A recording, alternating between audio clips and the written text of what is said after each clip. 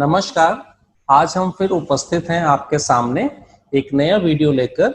आज हम इस वीडियो में जानेंगे कि हम एक सरल तरीका डाटा एनालिसिस करने का। डाटा एनालिसिस में एक है आपके पास options, descriptive analysis.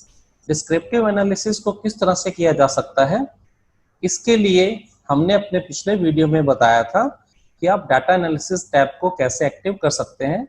Data analysis tab को एक्टिव करने के लिए अगर आप जानकारी चाहते हैं तो हमारे पुराने वीडियो में जाएं, जिसका लिंक हमने नीचे कमेंट सेक्शन में दिया हुआ है, आप उसे देख सकते हैं।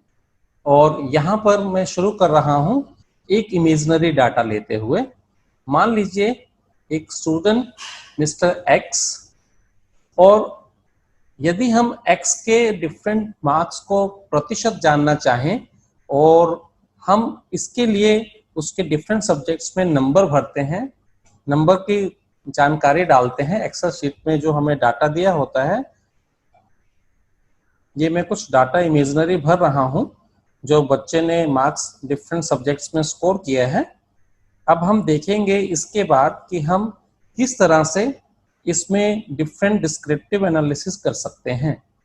ये एक हाइपोथेटिक डाटा है जो कि मिस्टर एक्स का है, जो कि एक स्टूडेंट है, और इसके डिफरेंट सब्जेक्ट्स के मार्क्स दिखाए गए हैं। नॉर्मली 5 सब्जेक्ट होते हैं, तो मैं इसको एक सब्जेक्ट को यहाँ से डिलीट कर देता हूँ। अब देखिए हमारे पास 1 2 3 4 5 सब्जेक्ट्स हैं। अब इसको करने के लिए, जैसा कि आपको बताया था शुरू में, कि आप डाटा एनालिसिस डाटा में जाएंगे। अभी हमारा टैब नॉर्मली होम पर रहता है। इसके बाद आप डाटा पर जाएंगे। डाटा में सबसे लास्ट में आप जाएंगे डाटा एनालिसिस पर। डाटा एनालिसिस में आप देखिए ये एक्टिव हो चुका है। मैं आपको थोड़ा बड़ा करके दिखा देता हूं इसे। ये डाटा एनालिसिस यहाँ पर डिस्क्रिप्टिव है। जैसे ही आप इस डिस्क्रिप्टिव को सिलेक्ट करेंगे, इसके बाद ओके कीजिए। ओके करने के बाद अब ये आपसे पूछ रहा है, हमसे पूछ रहा है कि आपका इनपुट रेंज क्या है। इनपुट रेंज के लिए आप यहाँ पर क्लिक करें। क्लिक करने के बाद आप इन सभी कॉलम्स को सिलेक्ट कर दें। इसे सिलेक्ट करने के बाद हम फिर से रोज वाइज, कॉलम वाइज कैसे भी डाटा दिया जा सकता है और हम उसमें इसे लगा सकते हैं। तो यहाँ पर डाटा क्योंकि कॉलम में है, हम कॉलम को लेंगे। इसके अलावा आप देखिए लेबल इन फर्स्ट रो दिया गया है। लेबल इन फर्स्ट रो, यदि हमने फर्स्ट रो को सिलेक्ट किया है तब हम इसे चेक करेंगे। इसके लिए आप यहाँ से देखिए, मैंने अपने इस में इनपुट रेंज में 1 लिया है, B1 कॉलम में डाटा है, तो इसके लिए मुझे इसे चेक करना पड़ेगा। चेक कर दिया है। अब इसके बाद हम जाएंगे नीचे के ऑप्शंस को देखते हुए।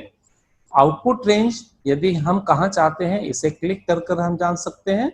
यदि हम नई वर्कशीट पर रिजल्ट लेना चाहें या हम नई वर्कबुक में लेना चाहें, तो मैं चाहता हूं कि रिजल्ट यहीं पर आ जाए, तो इसके लिए मैं इसे क्लिक करूंगा। इसे क्लिक करने के बाद मैं जहां पर रिजल्ट चाहता हूं उस सेल को मैंने सिलेक्ट कर लिया और इसको फिर से मैंने क्लिक किया। इसके बाद अब हम नीचे जाएंगे और समरी स्टैटिस्टिक्स को चेक करेंगे। और कॉन्फिडेंस लेवल फॉर मीन्स, इसमें हम 1% यदि लेते हैं, 5% लेते हैं या 10% लेते हैं, तो इसमें हम डिफरेंट लेवल्स लेते हैं। अभी मैंने 5% सिग्निफिकेंट लेवल लिए है, जिसका मीन्स कॉन्फिडेंस लेवल 95% रहेगा। इसके बाद यदि हम और जानकारी चाहते हैं जो मैं अभी के लिए चेक नहीं कर रहा हूं, तो इसके बाद हम केवल ओके दबाएंगे। ओके दबाने के बाद आप देखिए हमारे पास यहाँ पर इससे रिलेटेड सभी जानकारी, जिसे हम डिस्क्रिप्टिव एनालिसिस में कहते हैं, वो आ चुकी है। आप देख सकते हैं कि मिस्टर एक्स के लिए मीन स्कोर, जिसे हम एवरेज भी बोलते हैं, वो 76.6 है। Standard error which is given here is 3.44 और मीडियन रहा है 76। यहाँ पर मैं बता दूं, मीडियन निकालने का जो तरीका रहता है, हम डाटा को पहले ऑर्डर में डालते हैं, चाहे असेंडिंग ऑर्डर लें या डिसेंडिंग ऑर्डर लें। उसके बाद n+2 करके हम उसमें जो भी क्रम रहता है उस क्रम की वैल्यू को उसमें सिलेक्ट करते हैं। क्योंकि इसमें कोई भी प्रविष्टि बार बार नहीं आ रही है, इसलिए मोड इसने नॉट एप्लीकेबल शो किया है। स्टैंडर्ड डेविएशन 7.70 मींस मीन से कितना दूर ये डाटा आपके पास है, plus minus standard deviation, sample का वेरिएंस दिया गया है आपके पास, स्क्यूनेस एंड टोटसेस को दिया गया है। अगला जो है इंपॉर्टेंट वो है रेंज। रेंज कैसे निकालते हैं हम? Range is the difference of minimum and maximum value. आप देख सकते हैं मिनिमम वैल्यू यहाँ पर 65 है और मैक्सिमम वैल्यू 85 है, तो इन दोनों का डिफरेंस रेंज के रूप में यहाँ पे दिखाया गया है। और यदि हम पूरे सम को जानना चाहें तो इस स्टूडेंट्स ने टोटल मार्क्स 383 ऑब्टेन किए हैं और जो काउंट है वो 5 है और जो कॉन्फिडेंस लेवल है वो 9.5 है।